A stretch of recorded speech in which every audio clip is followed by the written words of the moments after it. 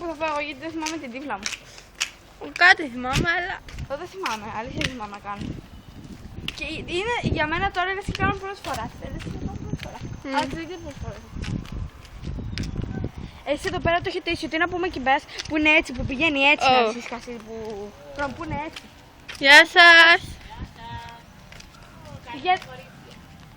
Λοιπόν, εγώ αναπαραγωγή μιλάω εγώ μετά από... Λοιπόν, τι πες βίντεο. Ναι ρε, ναι. Αναπαραγωγή μετά από 4 χρόνια. Εκείνη τη μέρα ήταν Τετάρτη Δημοτικού που κατέβαινα από τις κάρτες μαζί Μαρτίνα και Στέλλα. Και τώρα είναι... Κοιτάξτε, άρα στο είναι εσύ. Πάμε. 3, 2, 1, αφού να πω σκαφιά. Μία καμία.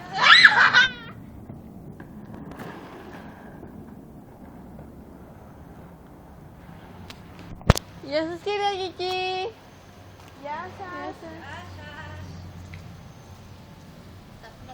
Αχ, κυρία Κική είπα, δεν είμαι καλά. Θα τα βάλεις στο χωράφι. Ναι, φυσικά. Τώρα πάω να βγάλω την νότα μου. Για να έρθει και να χρησιμοποιήσει. Την είπα κυρία Κική.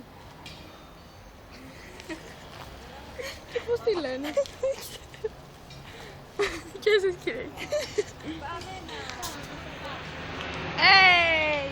Και αυτή ήταν η Σπυριδούλα.